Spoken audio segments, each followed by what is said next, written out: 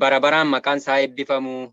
Kuni hojii dinqisiisaadha. Hojii dinqisiisaa Waaqayyo gochuu dadhabe tokko iyyuu hin jiru. Yerootti namni hundumtuu balbala isaa cufatetti Waaqayyo balbala karaa adda addaa qilleensarraan saaqee lafarraa cufamnaan qilleensa irratti ol fuudhee mana nu ijaare ol fuudhe immoo miti inni ganaadha ol fuudhe kan inni ol fuudhu jechuudha. Ammaa fi qilleensuma lafarraarra jirra jechuudha. Atiimosferii qilleensa lafarraa irratti ol fuudhe seexanni lafarraa cufnaan jechuudha koronaadhaan. Kanaaf Waaqayyo nu gargaareera maqaan isaa eebbifamu. Egaa kadhannaarras turree faarfannaarras turreerraa amma nuuf kadhatameera waan ta'eef kallattiidhumaan sagalee guyyaa har'aa dhaga'utti waliin deemna. Sagaleen guyyaa har'aa gara kakuu moofaattis nu geessaa macaafa moototaa macaafa seenaa baraatii fi akkasumas macaafa seenaatii fi macaafa abboota firdii jechuudha. Akkasumas immoo macaafa kakuu haaraa wangeela keessatti nuuf waliin ilaalla. Egaa sagaleen guyyaa har'aa iddoo adda addaatti nu geessaa sababiin isaa sagalee ana walitti qabne waliin ilaaluu barbaadeetani. Mata dureen akka tajaajilaatti guyyaa har'aa itti kennee jiru dhugaaf gatii baasuu hamma dhumaattis dhaabbachuu waan jedhudha. Sagalee sanaa wajjin wal qabsiisee iddoo adda addaa waliin ilaalla. Dhugaaf gatii baasuu hamma dhumaatti dhaabbachuu du'a lubbuu yoo ta'e wanta jedhudha. Erga waamamne eessa akka jirru of ilaalaa deemuun keenya barbaachisaadha. Kanaaf sagalee kana irratti waa'ee ajjeefamuu Yohaannisii kaasaa waa'ee ajjeefamuu Yohaannis Cuuphaa. Yohaannis Cuuphaan sababii maaliitiif akka ajjeefame akkamitti akka ajjeefame dhugaaf falmee akka mana hidhaa gale sagalee kana keessatti argina.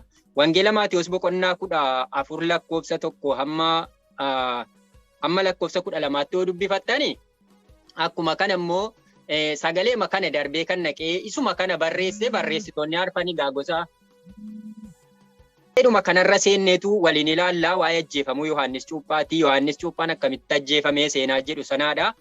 Sagalee kana nan dubbisaa akkuma isinii kaasuuf jedhee barreessitoonni macaafa qulqulluu wangeelaa arfanirraayi warri Gooftaa Yesuus Kiristoosiin duukaa deemanii waan Gooftaa Yesuus Kiristoos hojjete wangeela Maatiyos irraa ka'ee wangeela Maatiyos, Maariqoosiif Yohaannis, Luqaasiif Yohaannis wangeelonni kun arfan taatee Gooftaa Yesuus Kiristoos daayirektii fuula isaanii duratti godhe wanta ija isaaniitiin arganii isaan barreessanidha wanta ta'eefitu cimaadha.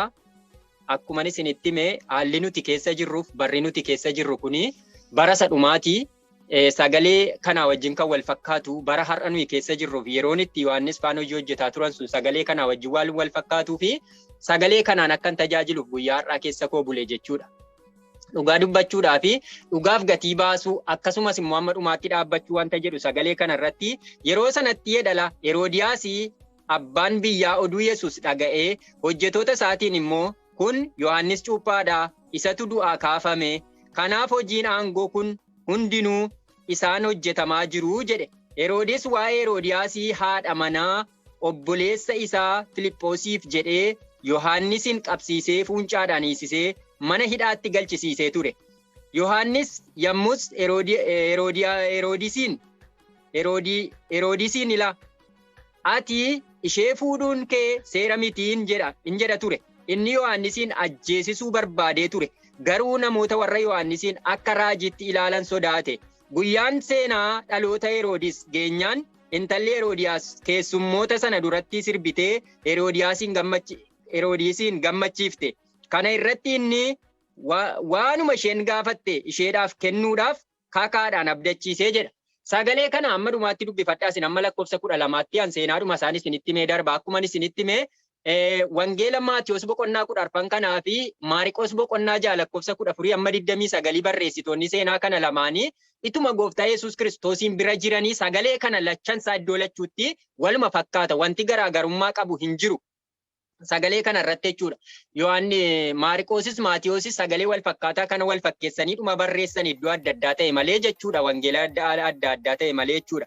Kanaaf sagalee kana keessatti waa'ee Heroodisii fi waa'ee Heroodiyaasiin gaafa kaasuu sagalee kana keessatti gaafa ilaallu egaa yeroon Yohaannis qabamee hidhamee jiru kuni yeroo itti isaan warri wangeela Yohaannis boqonnaa 1 gaafa dhaqanii ilaaltani Yohaannis inni kun nama mataan isaa irraa cite yookaan mormi isaa irraa cite Yohaannis Cuuphaan inni du'e kun inni sababii intala Heroodiyaasiif jedhee mormi isaa mana hidhaa keessatti irraa citee intala Heroodiyaasiif kennamee isheen immoo fuutee haadha isheetti laatte kuni isuma Yohaannis boqonnaa 1 irratti ati eenyu jedhanii warri lubootaa fi leewwonni gara biyya Yihuudaatii Yihuudoonni gara Yerusaalemitti erganii leewotaaf lubootatti erganii Yohaannisiin gaafachiisaa turanidha jechuudha.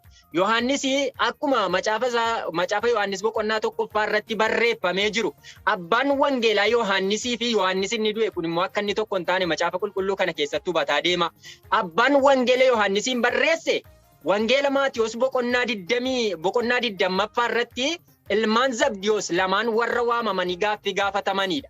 Isaan sun lamaan jechuudha maal jette haati ilmaan Zabdiyoos lamaan isaanii fudhattee fuula gooftaa Yesuusiin dura dhattee gaafa gaafatte maal jetteen inni tokko gara mirga kee inni tokko gara bita kee naaf taa'u gaafa dhufa ilma namaa sanatti gaafa isheen jette isin wanta kadhattan hin beektanii kanaaf isa kana kennuun kan koo miti isa kana kennuun kan abbaa kootiiti jedhee ergatti dubbatee booddee bartoonni warri 10 immoo sababii Yohaannisii fi sababii Yohaannisii fi Yaaqoobii ilmaan Zabdiyoos lamaan sana warra Yohaannis inni jedhamu suni gaafa sana haati ilmaan Zabdiyoos fuutee gara gooftaa Yesuusiin deemteedha jechuudha.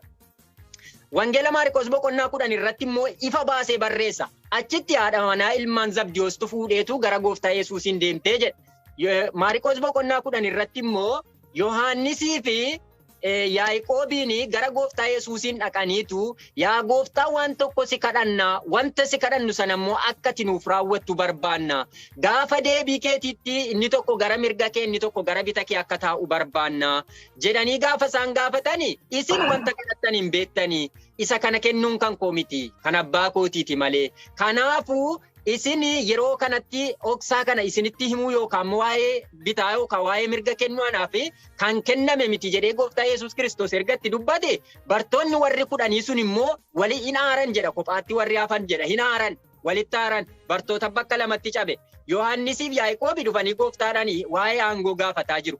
Sababii maalii waa'ee aangoo gaafatanii jettanii yoo gaafattan maaliif kana dhatteenaan jechuu dandeessu laamma boodatteen itti isinii dhufaafani. Waa'ee Yohaannisiifan isinii kaase. Yohaannis innan amma waa'ee isaa isinitti maa jiru kuni isa wangeela barreesse, isa macaafota ergaa barreesseef isa mul'ata barreesse. Yohaannis innan jalqabatti waa'ee isaa isinii kaase, waa'ee ajjeefamuu isaa kaasaa jiru kun immoo Yohaannis cuuphaa isa bara gooftaa Yesuus Kiristoos galaana Yordaanos bukkeedhaa beeta baaraa salafa jedhamu sanatti cuuphaa yeroo turetti harka hojjetaa mana Heroodiyaas sana yeroo mana hidhaa keessa jiru mana hidhaa keessatti mormi isaa irraa citee mucaa Heroodiyaasiif guyyaa sana kennameedha. Gundoo yookaan immoo gabataarra kaa'amee kennameedha. Seenaan kun seenaa baay'ee hadhaadha. Gatii baasu dhugaadhaaf gatii baase Yohaannis cuuphaan jechuudha. Yohaannis cuuphaan egaa akkuma Yohaannis boqonnaa 1 irratti dubbatu biyya Yihuudaa keessa Yihuudoonni gara Yerusaalemitti erganii yeroo inni cuuphaa ture sana gara laga Yordaanositti cuuphaa ture sana ati Yohaannis ati Eliyaasii moo ati Masiisa jedhame sana isa dhufuuf jedhame sanaadhaa jedheen yeroo gaafataa turan lakki ani isa miti. Ani isa karaa Isaayyaas raajichaa dubbatame sana ani sagalee lafa onaati karaa tolchaa daandii wal qixxeessaa lafti gaarruun dinuu gada jedhu dachaanis ola jedhu inni jedhame Isaayyaas boqonnaa 40 irratti raajame sanatu Yohaannis dhufe Yohaannisin cuuphaan kun Yohaannis boqonnaa 1 irratti waa'ee sana warra ergaman lubootaaf leewwota gara biyya Yihuudaatti Yerusaalemitti ergamanitti himan. Erga kanan taane nama nu erge kanatti maal jennee deebifna ree jennaan ani sagalee lafa onaati isa karaa tolchee daandii wal qixxeessuudha. Egaa yaada garaa keessanii geeddaradhaa gara Waaqayyo keessaniitti deebi'aa jedheetu sagalee sana keessatti dubbata jechuudha. Yohaannis boqonnaa 1 irratti yoo dhattanii dubbifattan sagalee kana wajjin kan wal fakkaatu jechuudha. Haa ta'u malee Yohaannis akkaataan itti amma sagalee kana keessatti gatii baase sababii maaliiti yoo jettan sababii cubbuu dura dhaabatee falmeeti. Haadha manaa isaa fudhate jechuudha. Haadha manaa obboleessa isaatii Heroodiyaas kan jedhamtu fudhateetu hin fuudhe jechuudha Heroodis. Sababii inni ishee fuudheef immoo Heroodisiin maal jedha ture Yohaannis haadha manaa namaa fuuchuun kee kana gochuun kee sirrii miti jedheetu fuulumaaf fuulatti itti bahetti waan mormeef inni qabee mana hidhaa keessatti hiisisee yeroo sanatti mana hidhaa keessa waan jiru akka carraa ta'e immoo yeroo sanatti guyyaan ayyaana isaatii ayyaana dhaloota Heroodis geenyaan namoota gurguddoota waammatee namoota wajjin maaddii mootii irra utuu taa'aa jiranii intalli Heroodiyaas ol galtee moototaaf keessummoota guyyaa ayyaana dhaloota Heroodis kanarratti argamanii isaa wajjin affeerraarra jiran kana keessatti sirbitee jaras gammachiiftee isas waan gammachiifteef inni gammachuu keessa ba'ee maal jedhaan amma wanta walakkaa qabeenya kooti yoo ta'e Yusiif nan kenna waan barbaadde na kadhadhu jedheeni mucaasaa yookaan mucaa Heroodiyaasiin kanatti dubbata jechuudha. Isheen kana irratti gammaddee fiigaa gara haadha isheetti deebite jechuudha. Haadhi ishee immoo xiiqittiin qabattee jirti jechuudha Yohaannisiin. Sababii maaliif? Sababii haadha mana namaa fuuchuun maaliif fuute jedhee inni Heroodisitti dubbateef isheen immoo haadha manaa Heroodisiin taatee waan jirtuuf isa ajjeesisuudhaaf fuuchaan barbaaddee turte jedha. Galgala kana obboloota koo wanti dhugaa isin falmitaniif dhugaa nu falminu dhugaa dhaabannuuf wangeelaaf dhugaa nuti itti waamamne kanaaf wanti gatii nu baasisu wanta baay'ee jira. Wanti nu dura dhaabbatu waan baay'ee jiraachuu danda'a.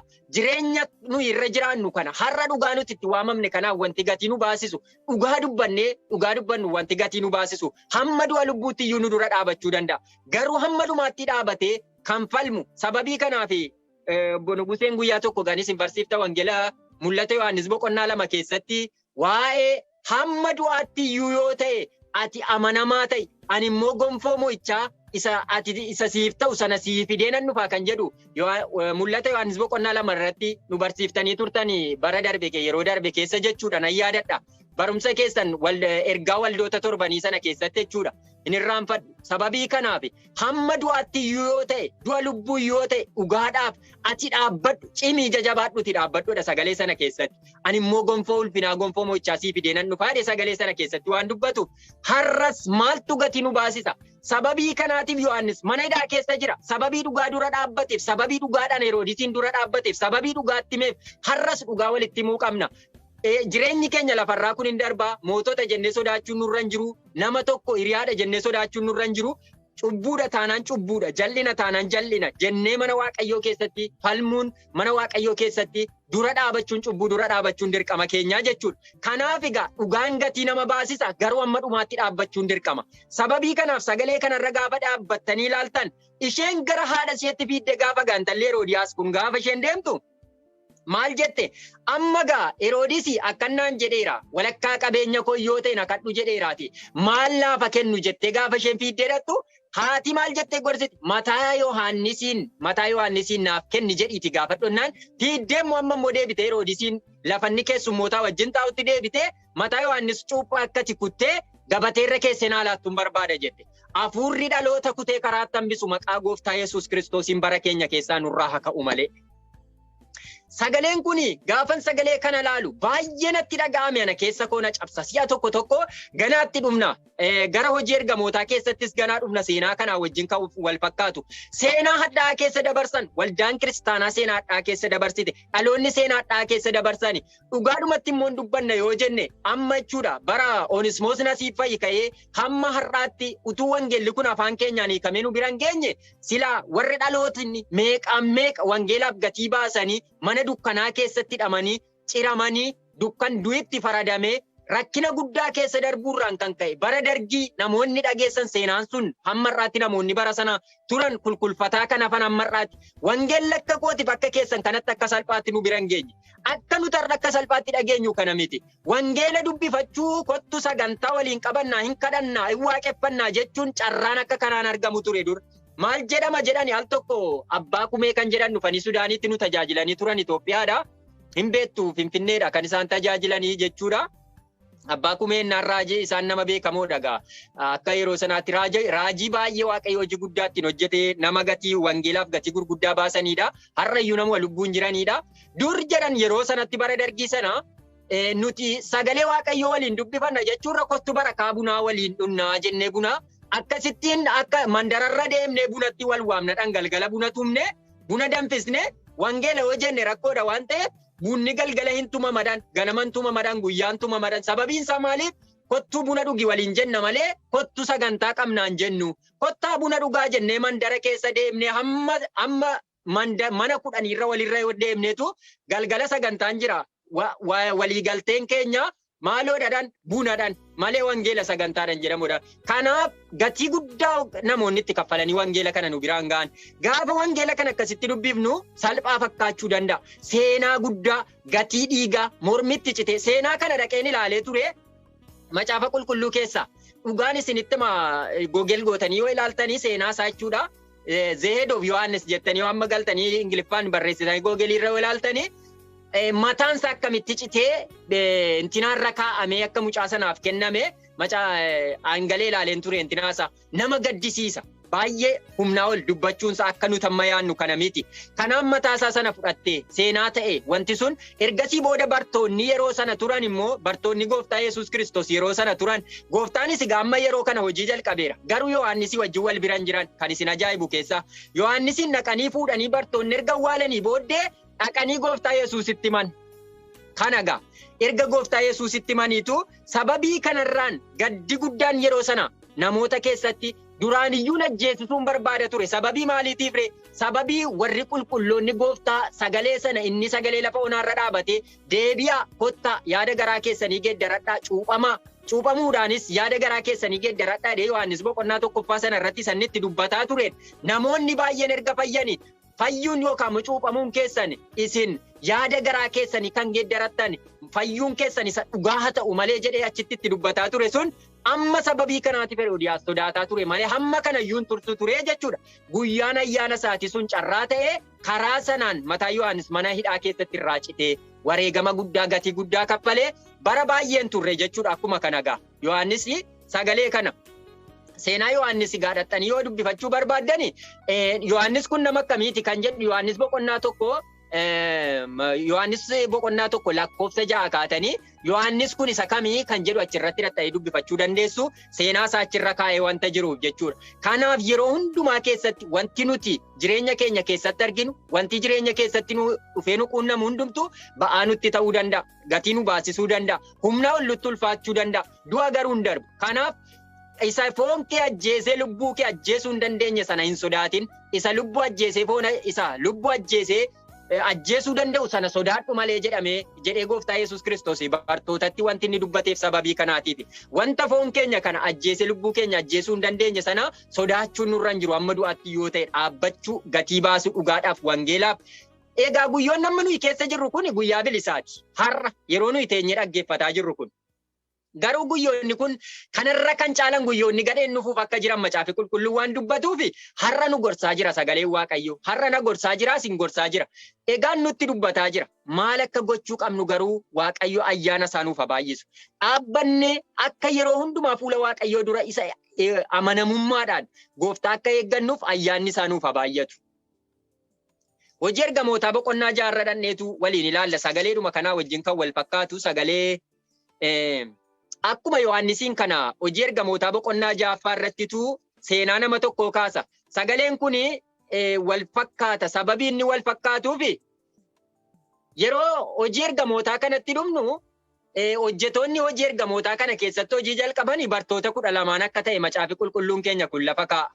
Bartoonni 12 kun akkan sila sinii kaase Maatiyos boqonnaa 19 keessatti lakkoofsa 12 kaatanii yoo dubbifattani bartoonni Phexros maal jedhee gaafate nuu wanta hundumaa dhiifne jireenya dhiifne si duukaa buune maal argachuuf jirraa jedhee yeroo inni gaafate gooftaa Yesuus Kiristoos maal jedhee deebiseef isini mana keessan jireenya keessan haadha keessan fira keessan qabeenya keessan haala keessan lafarraa dhiisanii namoonni na duukaa buutan hundumtuu isa lafarraa utuu hin taane jireenya bara baraa keessatti gaafa deebi'ee dhufa ilma namaa sanatti teessoo Israa'el 12 irra teessanii firdii laattu jedhee gooftaa Yesuus Kiristoos bartootatti dubbatee ture yeroo sana. Gaaffiin kun gaafatamee wangeeluma Maatiyos boqonnaa 20 sana irratti immoo dhaqanii gaaffiin ilmaan Zabdiyoos sun lamaan ka'e waa'een bartoonni Yohaannisii fi Yaaqoobiin gaaffii sana gaafatan jechuudha. Ergasii gooftaan jecha kana waan itti dubbateef hojii ergamootaa boqonnaa 1ffaa irratti gaafa gooftaa Yesuus Kiristoos du'ee du'aa ka'ee guyyaa 40ffaa isaa irratti isaan biraa fudhatame sana maal jedhan hin beektu amma gaaniyaati mootummaa Israa'eliif deebifta mitiire jedhanii amma deebii gaaffii gaafatan. Maatiyos keessatti Phexrostu gaafate. Phexrositti kan hime jireenya lafarraatti utuu hin taane gaafa goofte ilmi namaa deebi'ee dhufu sanatti mana ishee lafarraa sanatti Yerusaalem ishee lafarraa sanatti jedhama. Ishee lafarraa gaafa jedhu immoo isa har'a sabni Israa'el keessa jiraatan utuu hin taane mul'ata Yohaannis boqonnaa 21 keessatti Yohaannis Yerusaalem isheen haaraan waaqarraa utuu isheen gadi buutuu nan arge jedhee sanni dubbatu sana erga warri re'oonniif hoolonni gargar ba'anii booda jireenyatti erga darbanii fuula firdii Kiristoosiin duratti re'ootaaf hoolota gargar baasuudhaaf firdiin eenyuuf kennama? warra bartoota 12 warra jalqaba waamamanii ilmaan namootaa keessaa fo'amanii citanii warra hangafaa jedhamanii gooftaa Yesuus Kiristoos isaan waame bartoota warra inni kakuu galeef sana teessoo Israa'el 12 irra teessanii firdii laattu warra inni jedhe kanatu gaafa sana firdii kennuuf jira gooftaa fuula firdii gooftaa duratti jechuudha. Kanaafitu yoon hojii ergamootaa boqonnaa 1 sana keessatti amma yeroo kana ati Israa'elin mootummaa deebifta miti jedhanii kanaaf gaaffii gaafatanii turan. Kanaaf gooftaan isaanitti isa kana isiniifis beekuun isiniif hin kennamne inni kun kan abbaa kootiiti jedhee erga kana dubbatee isaanitti dubbatee xumuree booddee utuu isaan akka kanatti dhaabbatanii jiranii duumessa ulfinaatiin butamee gooftaa Yesuus Kiristoos isaan biraa samii irratti fudhatamee jechuudha erga du'aa ka'ee gaafa guyyaa 40ffaa. Utuu isaan dhaabbatanii samii keessa laalanii namoonni lama immoo wayyaa daadii uffatanii waaqarraa gaditti dhufanii bartootachi dhaabbatan sana warra yeroo gooftaan butame arganii samii keessa laalan sanaan isin warra Galiilaasii maal hojjettu akkuma amma ija keessaniin argitan kana ilmi namaa ol fudhatamuusaa duumessaan fudhatamuusaa argitan kana akkasumatti immoo gaafa inni deebi'ee dhufu ija keessaniin arguuf jirtu jedheetu warri jarri sun itti dubbatanii akkasumatti biraa deeman. Sababii kanarraan kan ka'eetu gooftaan erga du'aa ka'ee maal jedheen hamma humna argattanitti Yerusaalemiin bayinaa jedhee wanti inni itti dubbateef isa gaafa guyyaa 40ffaa isaan biraa fudhatame sana gaafa guyyaa 50ffaa hojii ergamoota boqonnaa 2 keessatti hafuurri qulqulluun isaan irratti bu'e sanatu sababii sanaaf akka ta'u ta'e. Maaliif kana dhuftee yoonaan jettan waa'ee bartoonni yeroo kanatti hojii jalqabuu isaanii agarsiisuu isaatiifan isinii kaase. Sababii kanaatiif bartoonni dhibba yeroo gooftaa Yesuus Kiristoos jiru lamaan deemanii hojii hojjechuu jalqaban iyyuu malee gooftaan isaan ergee ture. Maatiyos keessatti gaafa dubbatu lamaan ergee ture hojiitti jechuudha. Haa ta'u malee dhibba hafuura qulqulluu ayyaana waaqayyoo uffatanii kan isaan hojii jalqaban erga gooftaan isaan biraa fudhatame ayyaanni guyyaa 50ffaa isaanirra bu'ee isa booddee Samaariyaa hundaatti Yihuudaa hundaatti handaara lafaatti amma handaara lafaatti dhugaa naaf hin baatu jedhee boqonnaa 1 sana keessatti isatti dubbate sanatu isaan irratti ta'e ergasii boodatu ayyaana sanaan dibamanii faca'anii hojii adda addaa hojii gurguddaa hojjetaa turanii jechuudha. Har'a sanaaf isinirra jira hojiin kun. Kanaafitu dhufee Yohaannis boqonnaa hojii ergamootaa boqonnaa 6 kana keessatti waa'ee Isxifaanosiin kaasa. Isxifaanosiin kana maaliif fiddee walitti yoonaan jettani? Barreessaan ergamootaa kun akka barreessutti sababii du'a Yohaannisii wajjin kan wal fakkaatu namni kunis wangeelaa jedhee akka inni gatii baasedha. Haa ta'u malee hojii ergamootaa boqonnaa 6 boqonnaan 7 kun riviizhinii yookaan immoo keessa deebiidha. Akkamitti keessa deebii ta'e yoo jettani guutumaan guutuutti boqonnaan 7 maal keessa deebii yoo jettani Isxifaanos utuu hin du'in hojii ergamootaa boqonnaa 7ffaa kanarratti seera uumamaa boqonnaa 12 ka'ee hamma boqonnaa 42tti histirii jiru gabaabsee namoota iddoo sana jiran akkamittiin akka hubachiiseef akka barsiise dubbata. Sagalee kana keessatti jechuudha. Egaan gaafa sagalee kana keessatti barsiisu akkamitti jechuu dandeessu seenaa Abrahaamiin kaasachitti sagalee kana keessatti utuun gara sanatti hin darbiin sagalee kana waa'ee Isxifaanosiin isin yaadachiisuu barbaada. Qabamuu Isxifaanos jedha. Isxifaanos kun maanni yoo jettan jalqabammoo waa'ee Isxifaanosii isiniif ibsuuf yoo barbaachisaa ta'e yeroo bartoonni 12 hojiitti qabamanii hojii geggeessuutti qabamanii hojii waaqayyoo hojjechuudhaaf yeroo isaan turanitti kan ammoo kan isin argattan hojii ergamootaa boqonnaa 7 lakkoofsa 51 amma 60tti argachuu dandeessu. Yeroo sanatti jechuudha bartoonni kun hojiitti qabamaniitu namoonni harka qalleeyyiin dubartoonni harka qalleeyyii hiyyeessota ta'anii gargaarsa isaan sababii dhabaniif yeroo sanatti namoota gidduutti gungummiin ka'aa ture. Sanarraan kan ka'ee Phexros faan namoota walitti qabaniitu nuti sababii jireenya keessaniitii jennee wangeelaaf dhiibnee isiniif gurguruu hin dandeenyu. Namoota hafuurri qulqulluun isin keessaa guute, namoota hafuura qulqulluudhaan guutamanii isin keessa jiran, namoota hojii ayyaanaa hojjechuutti beekaman isin keessaa namoota filadhaa jennaan namoonni maanguddoonni yookaan immoo hojjetoonni waldaa kiristaanaa yeroo sana turan waldaa isaan keessa turan maal jedhama yoo jettanii waldaa warra hurrii ba'anii jedhama. Waldaan bara sana isaan keessa turan Phexros faanii Isxifaanos faan keessa turan jechuudha. Waldaa warra hurrii ba'anii jechuun kun immoo wanta hundumaatti waldaa warra bilisa ba'anii jechuudha mitiire hurrii ba'eedhama hurrii baane hurrii jechuun bakka maal irraa hiikame dukkana jalaa namni ba'uudha mitiire hurrii ba'eedhama miti sababii kanaaf waldaa warra hurrii ba'aniidha. Sagalee kana keessatti lakkoofsa 9 irra hodhadhaa dubbifattan boqonnaa 6 lakkoofsa 9 hojii ergamootaa jechuudha. Egaan Isxifaanos kun warra waamamanii fuula ergamootaa duratti dhiyaatan sana yeroo sanatti immoo Isxifaanos kun nama hafuura qulqulluudhaan guutamee jireenyi isaa guutumaan guutuutti ayyaana Waaqayyoo keessatti eegamee hojii Waaqayyoo hojjetaa ture. Nama immoo yeroo sana bartoota sana yookaan waldaa sana keessaa akka adda dureetti ilaalamu keessaa hangafaa ture. Isaan kanatu namni 7 filamanii Phexros fa'aa duratti hojjetoota yookaan immoo bartoota yeroo sana turan keessatti dhiyaatan. Gaafa dhiyaatanii nuyi wangeela lallabnaadhaan wangeela lallabuu dhiibnee deebinee sin gargaaruuf hin dandeenyu. Isaan kun namoota dadhaboota iddoo kana keessa jiran kana akka gargaaraniif, haadholii hiyyeessaa iddoo kana keessa jiraniif akka gargaaran warra jedhamanii warra filaman keessaa namoota 7 keessaa inni jalqabaa Isxifaanosiidha jechuudha. Isxifaanos kanatu qabame gaama. Isxifaanos isa warra 7 keessaa filatame kanatu jechuudha. Isxifaanos ayyaanaa fi humna Waaqayyootiin guutamee dinqiidhaa fi milikkita gurguddaa namoota keessatti agarsiise.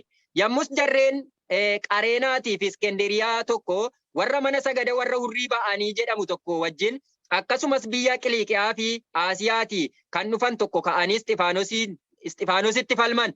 Haa ta'u iyyuu malee ogummaa fi hafuura isaa Isxifaanos ittiin dubbateen mormuu hin dandeenye. Kanaafis Musee fi Waaqayyoon utuu arrabsuu isa dhageenyeerraa akka jedhaniif namoota itti kaasan kana isaan akkasitti namootaa fi maanguddoota barsiisota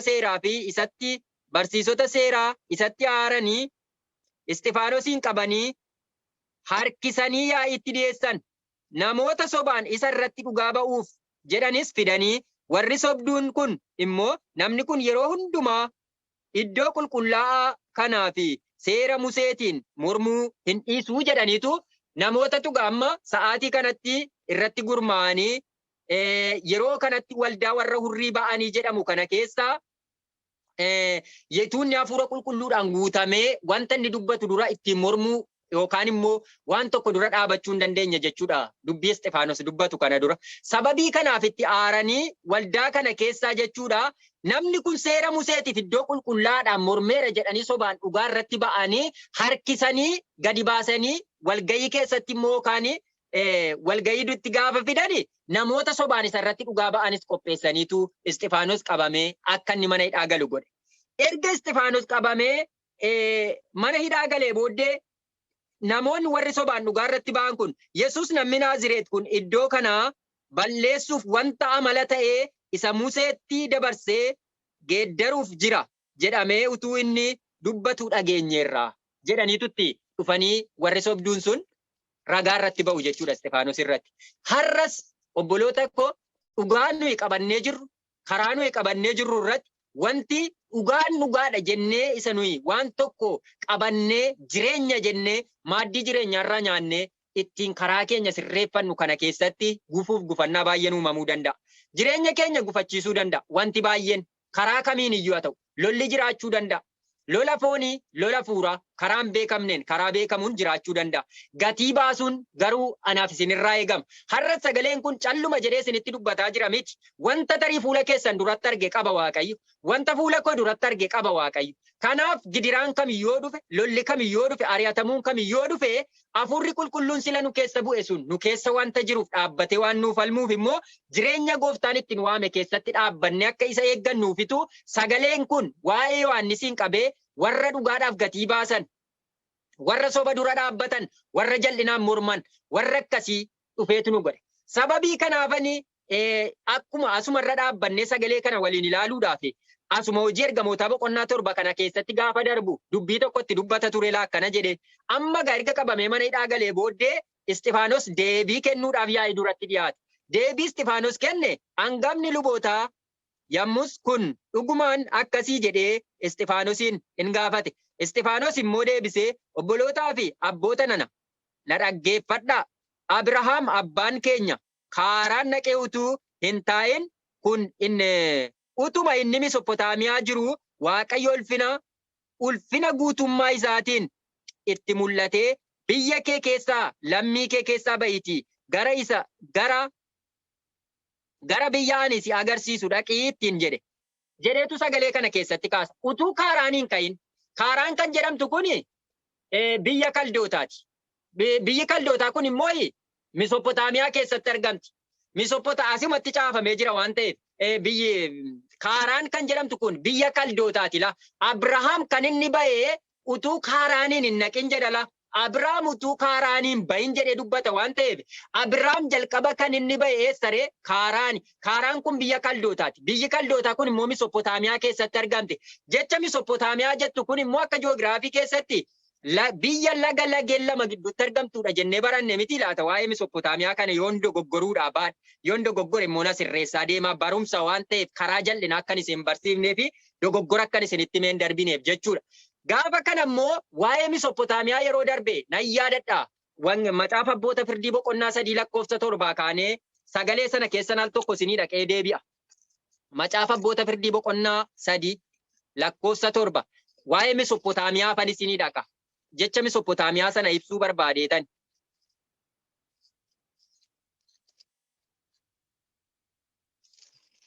Lakkoofsa 7 kaanee dubbifanna boqonnaa 3 akkana jedha. Israa'eloonni Waaqayyo duratti waan hamaan hojjetan.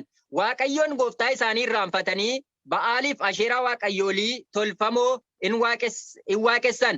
Kanaaf dheekkamsi Waaqayyo Israa'el irratti boba'ee harka Kuushaan Riishaataayim mootii Misopotaamiyaa jala isaan galche. Isaanis mootii sanaaf garbummaatti waggaa 8 hin hojjetanii jedha. Misopotaamiyaan isa dur Aaraam Naayiraam jedhamuudha jedhetu asitti dubbata la. Waa'ee sanaaf annaqe waa'ee Misopotaamiyaa.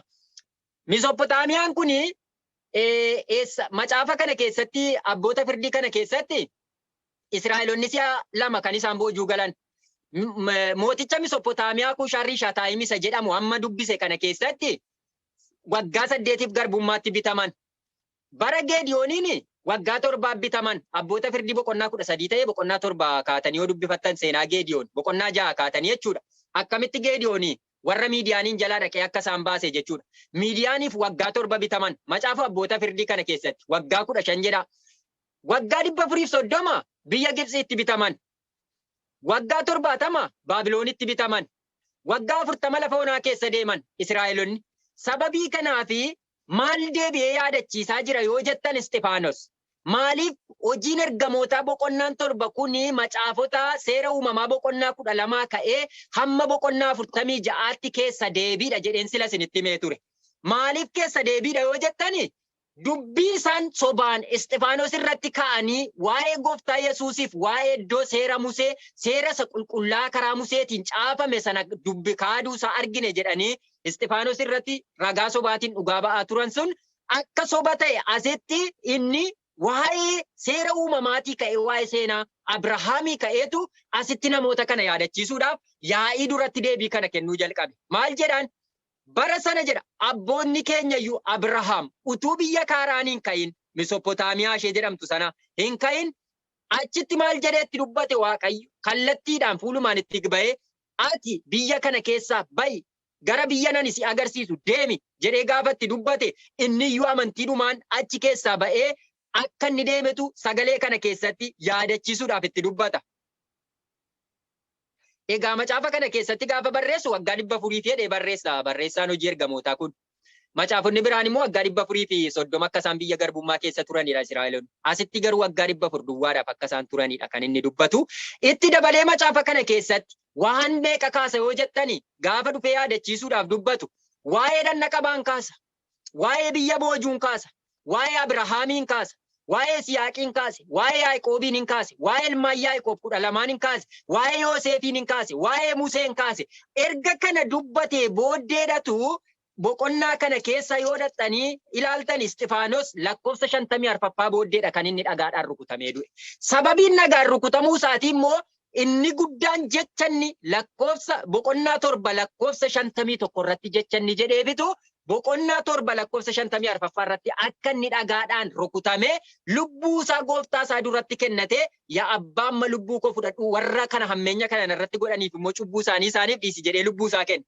Sababii maaliitiif keessa deebii ta'e yoo jettan egaa Abrahaamiin akka inni biyya Kaaraanii ba'e Misopotaamiyaa keessa yeroo ture achi iyyuu Waaqayyo akka isa baasu sagalee kana keessatti erga dubbate Abrahaam ergachi ba'ee erga Kaaraanii ba'ee Phaadaamaraam kan jedhamtu ture ergachi ture immoo lafa yeroo ittiin bitate seera uumamaa sana keessatti gaafa kaasu erga biyya abbaa isaatii sana keessaa ba'ee Waaqayyo karaa isaatiin kakuu miilla isaa jilba isaa keessaa ba'e karaa Isiyaaqiin akka inni jireenya isaa hundumaa akka dhaalu Waaqayyo ergatti dubbate erga Waaqayyo Isiyaaqiin kenneefi Isiyaaq seenaa isaanii macaafa Galaatiyaa boqonnaa 4 irratti gaafa teessan ilaaltanii seenaa Isiyaaqii fi Aggaarii fi Ishmaa'eelii fi Isiyaaqii akkasumas immoo Aggaarii fi seenaa Aggaarii fi Saaraa kaasachitti.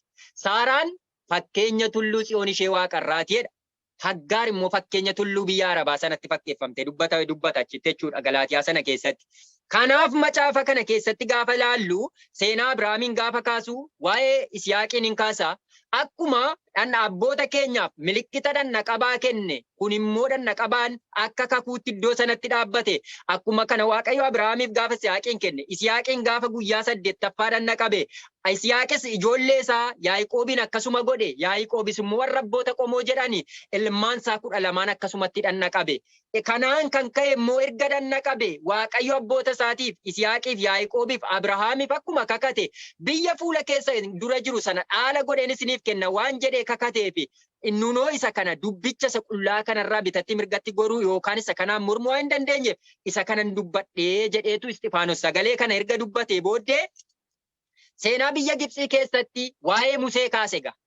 Akkuma kana immoo jedha lakkoofsa 36 irratti inni kuni biyya Gibxiitti isaan baasee Gibxiidhaa yeroo baasettis galaana Eritiriyaatti waggaa 40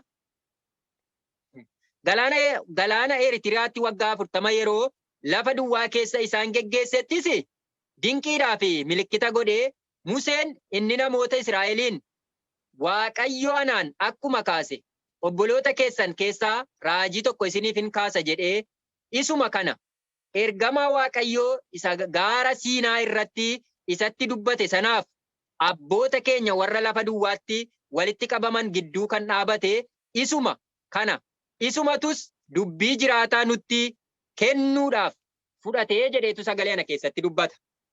Egaa Musee akka Waaqayyo gaara seenaatti waame akka utti qoraatti keessatti itti dubbate Museetti immoo erga dubbate booddee Musee immoo Waaqayyo loltuu yookaan immoo geggeessituu saba Israa'el godhee akka kaase ergasii immoo biyya Gibxii keessatti yeroo Ibiroonni wal lolan Ibiroonnii fi Gibxiin namni Gibxii tokko yeroo wal lole akka Gibxii Museen sanyii warra Gibxii sana gara warra Ibirootaa goree rukutee ajjeesee achi immoo gara Miidiyaanitti baqate. Erga Miidiyaanitti baqate immoo ituun baqatiin duraa ammas guyyaa lammaffaatti ijoolleen Ibirootaa lama ta'anii utuu wal lolanii haqee maal taatan isin obboloota maaliif wal loltu jedhee yeroo inni gaafatetti Museen jechuudha. Lakki ati akkuma namicha sakaleessa nama Gibxii sana ajjeeftee ashawwaa jala dhossite ammas na ajjeesuu barbaaddaa jedheen. Ahaa edaa dubbiin kun babal'atee jennaan booriftaan mootiin biyya kanaa na ajjeesa waan ta'eef jedhee bahee baqate jechuudha. Amma gaan baqate mootii biyya Gibxii jalaa gara Miidiyaanitti baqate jechuudha Museen. Erga baqate booddee baroota baay'ee booddee iddoo sanatti ijoollee lama godhatee deebi'e. Godhatee haa deebi'u malee boojuu keessaa saba Gibxii kana erga baasee bara boojuu keessaa jechuudha macaafa abboota firdii boqonnaa 3ffaa kana irratti jechuudha. Waa'ee Mesoppotaamiyaa sana kan inni kaasee fi sabni Israa'el erga bara seera ba'uu keessatti Waaqayyo biyya Gibxii sanaa isaan baasee utuun booji'amin boojuu keessan galiin geggeessaadhaan utuu geggeeffamanii Museen geggeeffamanii Museen irraa Iyyaasuutti darbee Iyyaasuutti kennee erga Iyyaasuun du'ee booddee sabni kun si'a lama booji'aman. Sababii isaan booji'amaniin maaliif? Karaa Waaqayyoo irra dhiisanii abboommii Waaqayyoo dhiisanii rakkina gurguddaa keessa waan turaniifitu abboota firdii boqonnaa tokko kana keessatti raajichi Otnii'eem jedhamu kun mootii Mesoppotaamiyaa kana Kuushaarrii Shataayim kan jedhamu kana rukutee cabsee harka garbummaa jalaa Israa'eloota baase jechuudha. Warra Miidiyaaniin immoo rukutee kan jalaa garbummaa jalaa baase Geediyooniidha jechuudha. Kanaaf hamma sabni kun boojuu jala utuu hin galin inni yeroon kun yeroo isa bara kakuu moofaan isinitti maayira. Bara raajotaa keessatti immoo inni karaa Ermiyaasiin dubbatame suni ammas akka sabni Israa'el waggaa 70 biyya boojuu Baabiloonitti booji'aman kan dubbate Ermiyaasiidha. Boqonnaa 26 kaatanii amma boqonnaa 29tti keessumaa boqonnaa 29ffaa irratti maal jedhe waggaa 70 hamma isin irratti darbutti biyya kana keessa teessu waan ta'eef Yeroo kanatti fuudhaa, qotaa, aramaa, heerumaas, nyaadhaa jedheetu jala muree waggaa 70 hamma dhumutti biyya kanatti mootii kanaaf hin hojjettu mootii Baabilooniif jedhee jala muree erga Ermiyaasitti dubbateetu isa booddee sabni kun kan raajiin kun ta'eera booji'amanii biyya boojuu Baabilooniin galaniiru. Amma gaa yeroon kun hundumtuu isaaniif hirriba ta'eetu bara Ermiyaas faaruu isaas barreessee fixeetu ergasii booddee Hisqeelis raajeetu Daani'elitti dhufa gaa. Faaruu faarse faaruu isaa booddee jechuudha. Hisqeeltu dhufa, Hisqeelitti aansee Daani'eltu dhufa jechuudha. Daani'elirtu Muhammad dhufee maal godhe beektu? Daani'el boqonnaa 9 gaafa dhaqanii dubbiftanii seenaa booji'amuu saba Israa'el kan dhaqee ammas riviizhinii godhee keessa deebii godhee akka hojii ergamootaa boqonnaa 7 kana keessatti seera uumamaa boqonnaa 12 hamma 40tti keessa deebi'ee asitti jara kana yaadachiisaa jiru kanatti jechuudha Isxifaanos. Daani'el boqonnaa 9 keessatti waa'ee mul'ata isa karaa raajii isa karaa Ermiyaas raajichaanatti dubbatamee waa'ee saba Israa'eliif biyya Baabiloonitti akka booji'amanii waggaa 70 akka turan sana gaafa yaadadhu qalbiitti deebi'ee Waaqayyoon kadhadhe fuula Waaqayyoo duratti cubbuu abboota keenyaafis qalbii diddiirradheen bu'ee Waaqayyoon kadhadhe Waaqayyo yeroo sanatti ergamaa isaa ergee Gabri'eeliin ergamaa isaa ergee natti dhufee achitti waa'ee hiika raajii sanaa natti dubbatee jedha. Yeroon ergamaan Waaqayyoo yeroo dhufee achitti Ermiyaasitti Daani'elitti dubbatu jechuudha isa Ermiyaasitti dubbate Daani'elitti hiikee waa'ee abjuu sanaa waa'ee raajii isaa Ermiyaas raaje boqonnaa 29 irratti dubbate sana Daani'el boqonnaa 9 keessatti gaafa hiikeetti himu 7 yeroo kun raawwatametti ergamaan Waaqayyoo dhufee natti dubbate 7 jechuun immoo 49 waggaa 49 irratti Waaqayyoo abdii kennuu jalqabe jechuudha biyya boojuu keessa yeroo isaan ta'an. Kanaaf jireenya keenya keessatti macaafa qulqulluu jalqaba isaatii kaanee hamma xumuraatti beekuu qabna. Jalqabni isaa hoo maal ta'etu dhufee jireenya keenyatti wal fudhata waan jedhu sagalee kana keessatti gatii baasu waan jedhuuf. Egaa namni kun seera uumamaatii ka'ee macaafa kana erga keessa deebi'ee fi itti dubbatee booddee sababiin du'uu Isxifaanos maanni waan jedhuttan isinii dhufe gaala. Boqonnaa 7 lakkoofsa 51 irratti isin mata jabeeyyii nana garaan keessan akka gara warra Waaqayyotti hin amaniniiti. Gurri keessan akka gurra warra Waaqayyoon hin dhaga'iniiti. Akkuma abboonni keessan gochaa turan isin yeroo hundumaa hafuura qulqulluu jalaa diddu. Raajota keessaa immoo kan abboonni keessan hin ari'atin jiru tureere. Inni qajeelaan kun dhufuuf akka jiru warra raajii dubbatan ajjeesaniiru. Inni isuma isin amma dabarsitanii kennitan isa isin ajjeeftanis isinuma warri akka ergamootaa Waaqayyo isinitti kennanitti seera fudhattanii eeguu immoo diddan jedhee itti dubbate. Amma gaa isin akka warra dubbii Waaqayyoo dhaga'aniin dhageenye taatanii akkuma kana immoo raajonni isinitti dubbates hin dhageenye turtanii ammayyuu isin dabarsitanii kennitan sun isuma waa'ee ofii isaatiis ibsaa jira natti fakkaataa jira. Qabamee qabaa keessa dhaabbatee fuula yaa'ii dura dhaabbatee dubbataa jira. Hamma kana dubbate lakkoofsa 60 amma lakkoofsa 60tti dubbate Isxifaanos hamma du'aatti jechuudha. Lakkoofsa 60ffaa irratti hamma gaafa hafuura isaa fuula Waaqayyoo duratti kennutti lakkoofsa 1 ka'ee seera uumamaa sana guutummaa isaa waan macaafa raajotaa keessatti caafame waan seera Musee keessatti caafame guutummaa isaatti dubbatee ka'eetu dhufee lakkoofsa 54 ka'ee hamma lakkoofsa 60tti lubbuun isaa dabarte jechuudha. Egaa isaan kana hundumaa yommuu dhaga'an aarii guddaarraa kan ka'e isatti hin ciniinnatu turan. Isxifaanos garuu hafuura qulqulluudhaan guutamee utuu ija irraa hin buqqifatinis Waaqa keessa ol ilaalee ulfina Waaqayyoo Yesuusin gara mirga Waaqayyoo dhaabatee arge. Kunoo ani bantiiwwan Waaqaa banamanii ilma namaas gara mirga Waaqayyoo dhaabatee nan arge jedhe. Isaan garuu gurra isaanii cuqqaallatan.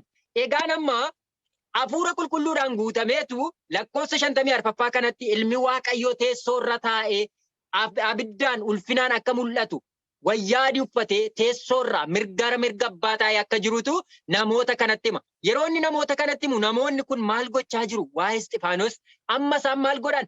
Duraan iyyuu quba isaanii itti ciniinnataa jiru jedhamitiire. Amma kanarraan kan ka'e immoo gurra isaanii cuqqaallatan gaafa inni waa'ee isa teessoo irra taa'ee iyyuu isaanitti himaa jiru jechuudha hafuura qulqulluudhaan guutame.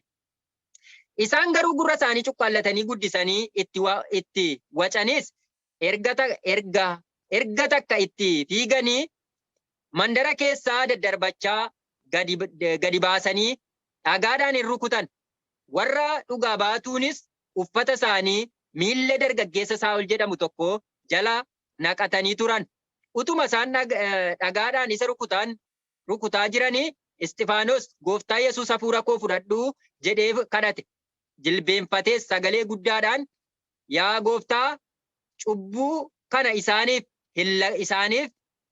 hin lakkaa'in jedhee iyyee kana jedhees kufee hin obbaafate jedha. Egaa gatii baasuu wantan jedheef jalqaba dhugaaf gatii baasuu, wangeelaaf jiraachuu, dhugaaf jiraachuu bara jiraannu keessatti waldaa kiristaanaa keessa jiraannu keessatti isatti waamamnetti jiraachuudhaaf dhugaaf gatii baasuu wanti jedhamu kana. Yoo hafuurri qulqulluun isin keessa jiraate buddeenicha jireenyaa yoo nyaattan bishaanicha jireenyaarraa warri dhunne warri irraa nyaanne hafuurri qulqulluun nu keessa kan jiru har'atti waamamneera. Garaagarummaan keenya hin jiru. Jara amma obbaafatan kanaa wajjin jechuudha. Isxifaanosii wajjinis garaagarummaan keenya tokko hin jiru. Isaanis warra kakuu haaraa keessa hafuura qulqulluudhaan guutamanii ayyaana waaqayyootti waamamanii. Nus warra ayyaanicha argatanidha. Warra keessa jirrudha. Sagaleedhuma isaan dubbatantu dhufee nu bira ga'e. Isa isaan daayirektii dubbatantu nummoo hojiidhaan dhufee nu bira ga'e jechuudha. Isaan irratti hojiidhaan ta'ee nu bira immoo ergaadhaan dhufe. Isaan irratti ergaadhaan ta'ee raawwate nu bira immoo hojii isaan hojjetan sun dhuga baatu ta'ee nu bira ga'e. Kanaaf namni tokko seenaa sadii hojjeta, inni tokko seenaa hojjeta, inni tokko immoo seenaa barreessa, inni tokko maal ta'a isa jedhamu akka seenaatti yoo irraanfachuudha baadha. Kanaaf jireenya keenya keessatti of beekuun gaariidha. Jireenya keenya keessatti of ilaaluun gaariidha. Haala keessa jirru keessatti of ilaaluun gaariidha. Erga kana hundumaa keessa mandara keessa daddarbatanii gadi baasanii dhagaadhaan rukutanii sajjeesanii yaa abbaa jedhe jilbeenfate cubbuu isaanii kana isaanitti hin lakkaa'in. Eenyutu garaa dhiifamaa qaba laataarra? Walii keenyaaf garaa dhiifamaa qabna. Dhugaadhaan amma gaafa see tokko tokkoon taa'ee yaadu maal ta'a yoo hafuuruma yeroo ijoollummaa tokko gaafa gooftaa fudhannee sanatti dhaloonni bara kana deebi'e maal ta'a? Dheebuun koo inni guddaan isuma kana. Egaa dhugaadhaaf dhiifama walii gochuu dandeenya. Amma namni kun du'aa jira kan dhiifama godhe. Lubbuu isaa kennee jilbeenfatee waaqayyoon kadhatee fi yaa abbaa lubbuu koo fudhadhugaa jedhee kadhatee achumaan lubbuun isaa keessaa baatee hin obbaafatteedha. Egaa warra akkasitti isa lubbuu foon ajjeesee lubbuu ajjeesuu hin dandeenye sana hin sodaatinaa wanti jedhameef sababii kana waan ta'eef har'as boris ayyaanni waaqayyoo anaaf isiniif haa baay'atu. Tarii isin dadhabsiisee laata? Gidduuttanii baacoo tokko isinitti hima. Baacoon kuni waan isin dhibuu nama wayitu kitaabaan barreessee karaa feesbuukii gadhiisaan waan akkasii dubbisuu nan jaalladha waan akkasii jechuudha. Leencaa fi bineensota leencatu mootii bineensota walitti qabee haati harmeen isaa baay'ee dhukkubdee jennaan jedhan haati leencaa kun hin dhukkubdeennaani gara biyya wayiin deemaati. Haati koo yoo isheen duutes nan dhossinaa du'a ishee immoo natti hin himinaayee jedheetu jecha kana lamaan dubbatee bineensota akeekkachiisee ofii isaatii gara biyya biraa deema. Yoo isheen duute nan dhossinaa du'a ishee hin duute immoo naan hin jedhinaa jedhe. Amma kun dubbii baay'ee rakkoodha. Amma barreeffama sana baay'een dinqifataa ture jechuufan jedhe. Waanan dubbise irraan isinii qoodaa jira. Si'a tokko tokko wanti dubbisan barumsa guddaa namaaf ta'a dhugaa dubbachuudhaaf. Innaa kana booddee akkuma mootiin bineensaa sun leenci sun deemee biyya fagoo isaan biraa deemee ture ituun turiin haati leencaa kun duunaan bineensonni haadha leencaa kana biratti hafan baay'ee cinqaman. Yoo duute natti nan dhossinaayi du'a ishee natti hin himinaa jedhee deeme. Amma akkamitti itti himnaadhani amma gaafa cinqaman yeroo kana qalameen isaan biraan jirtu turteedhu. Qalameen kuni gaafa iddoo biraadhaa deemtee jara bira dhuftu maanni isin maal rakkattanii maal dhiphattanii jettee gaafannaan leencatu mootii keenyatu akkan nuun jedhe.